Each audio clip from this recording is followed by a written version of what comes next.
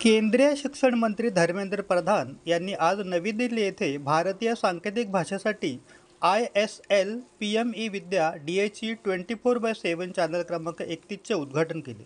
दिव्यांगत्वाच्या व्याख्येत 7 वरून 21 प्रकाराचा समावेश केल्यामुळे कायदेशीर चौकट अधिक व्यापक बनली आहे, असे प्रधान म्हणाले. राष्ट्रीय शैक्षणिक धोरण 2020 NEPने विशेष गरजा असलेल्या मुलांच्या शिक्षणाला म्हणजे CWSNला प्राधान्य दिले आहे.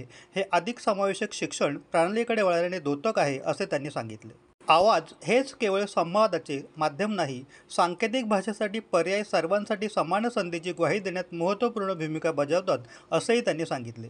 जागतिक मानांकनानुसार ISLचा विकास करण्याचे आवाहन त्यांनी केले.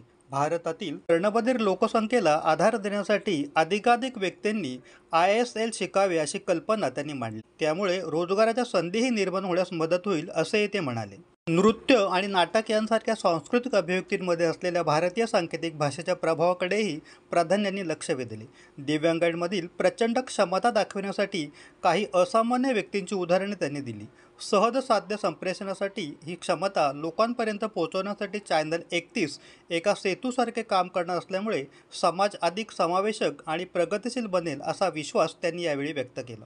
चॅनल 31 लोकप्रिय करण्यासाठी आणि भारतीय सांकेतिक भाषेचे जगासाठी प्रवेशद्वार म्हणून या वाहिनीची भारतभर ओळख तयार करण्याचे आवाहन प्रधान यांनी केले असून भारतीय सांकेतिक भाषेच्या प्रचारासाठी समर्पित PME विद्या चॅनलची संकल्पना ISLला एक भाषा तसेच शालेय शिक्षण म्हणून प्रोत्साहन देण्यासाठी तयार करण्यात आली आहे.